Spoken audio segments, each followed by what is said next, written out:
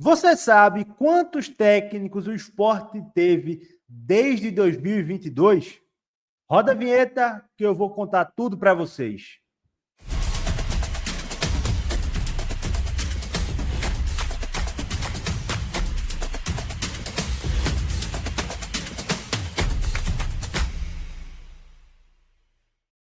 Fala pessoal, ligado aqui no canal do Lucas Holanda, tudo bem com vocês? Bora para mais um vídeo e dessa vez falar de um tema que a gente abordou na live da última terça-feira, quando o técnico Daniel Paulista deixou o Sport, e vamos trazer aqui também de forma ainda mais detalhada para conversar com vocês, que é a alta rotatividade no comando técnico do Sport durante as gestões do presidente Yuri Romão, que está à frente do clube desde outubro de 2021.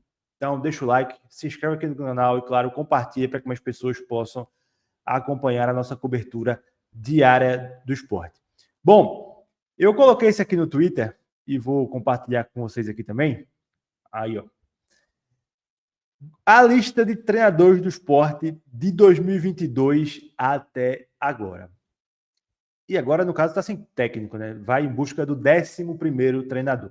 E por que eu coloco nesse recorte? Porque é o recorte da gestão, das gestões, né? Porque foram mais de um mandato, do presidente do clube, Yuri Romão. Então, acho que é um recorte interessante que explica muita coisa.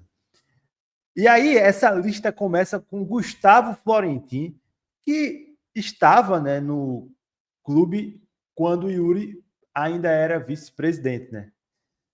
Antes de Yuri virar presidente, Florentin já estava no clube.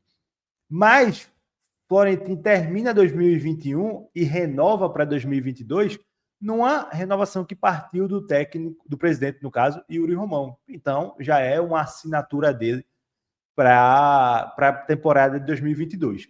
E aí, Florentin começa mal o ano, o Sport com vários problemas e cai na Copa do Brasil. E aí é demitido após perder para o Altos por 1-0 e ser eliminado na primeira fase da Copa do Brasil.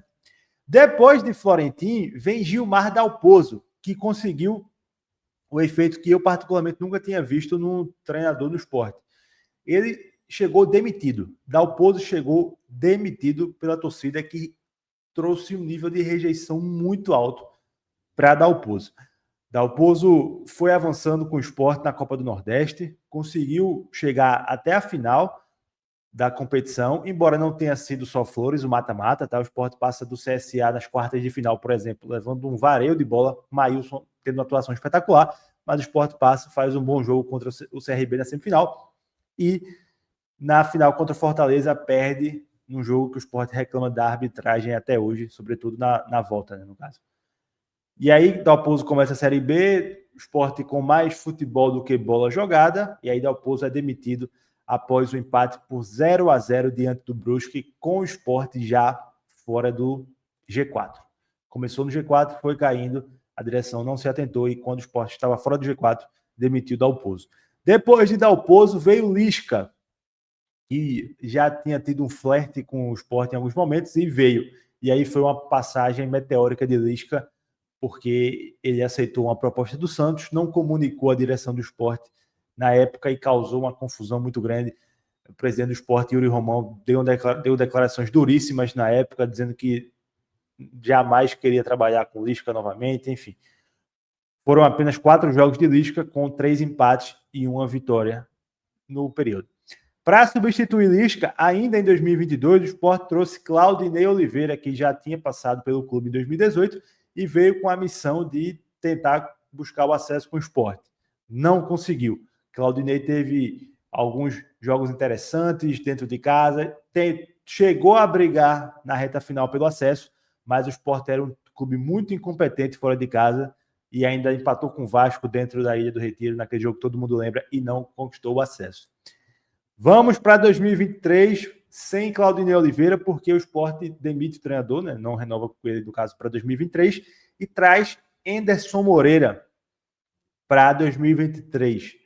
Enderson começa bem o ano, é campeão pernambucano, vice da Copa do Nordeste, mas com uma boa atuação na final, boa campanha na Série B, mas na reta final do primeiro turno já dá sinais de desgaste. O Sport começa a jogar mal, inicia o segundo turno aos trancos e barrancos, vai caindo, vai perdendo força, tem jogos marcantes, como aquele 3-3 contra o Criciúma, como aquele 3-3 contra a Ponte Preta, e nada do Sport demitir Anderson Moreira. Até que na 37ª rodada, após a 37ª rodada, após o Sport perder por 1-0 para o Vitória no Barradão e basicamente ficar sem chances nenhuma de acesso, o presidente do Sport demitiu o Anderson, num comum acordo, faltando uma rodada para acabar a Série B. E o Sport não subiu naquele ano, exclusivamente, na minha opinião, porque não mudou o comando técnico. Vamos para 2024. Vem Mariano Sosso numa ruptura de metodologia, algo mais lúdico, uma tentativa de construir uma identidade. Sosso começa bem entre aspas, né? Porque ele começa tomando 4 do Retrô, mas se ajusta ali durante o Pernambucano, Copa do Nordeste, é campeão estadual, vai para a semifinal da Copa do Nordeste, faz um grande jogo contra o Atlético Mineiro na terceira fase da Copa do Brasil, mas toma 4 do Fortaleza depois, começa a Série B, começa muito bem, depois vai oscilando durante a Série B, perdeu jogadores por lesão, mas acabou não tendo sucesso e foi demitido, na minha opinião, de forma justa, embora eu sei que muitos de vocês gostaram do trabalho de Mariano Sosso.